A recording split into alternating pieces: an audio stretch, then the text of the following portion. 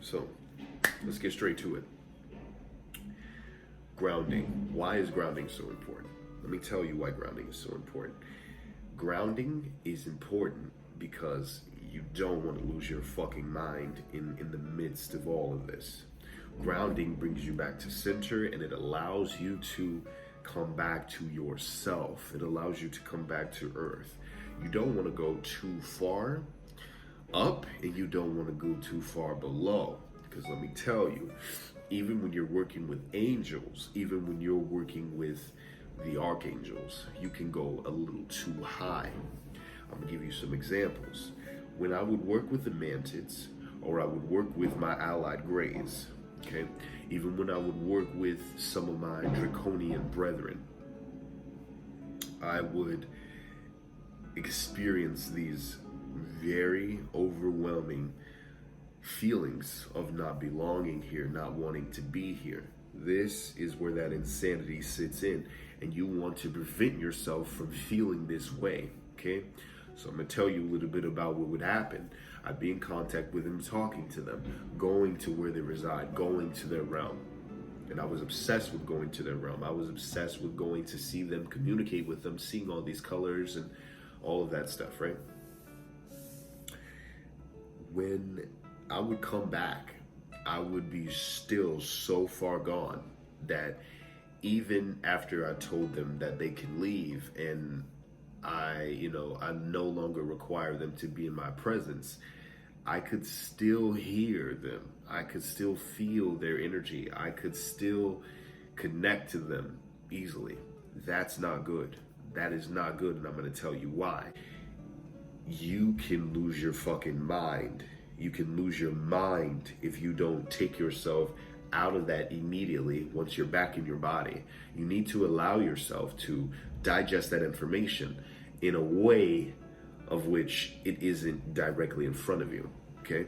So you need to digest this information while you're eating a sandwich, or while you're reading a book, or while you go to play video games, or while you go outside and you take a walk, or if you're even just standing in the grass barefoot, or going on a run, or going to exercise, whatever. You need to ensure that you are releasing this energy, because if there is energy that is residual and remaining in your subconscious mind, and even your immediate conscious mind, you can literally cause yourself some trouble, in the sense that your personality will start to remain as that of whom it was that you were talking to before. And I'm not going to say that I'm a saint or I'm perfect, because I'm not. And sometimes I don't practice what I preach. I'm not fucking perfect, But when I do remain on my shit, I like to make sure that I ground.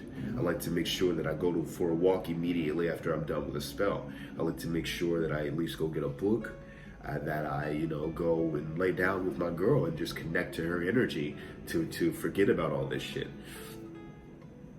This is the reason why spells can be so fucking powerful.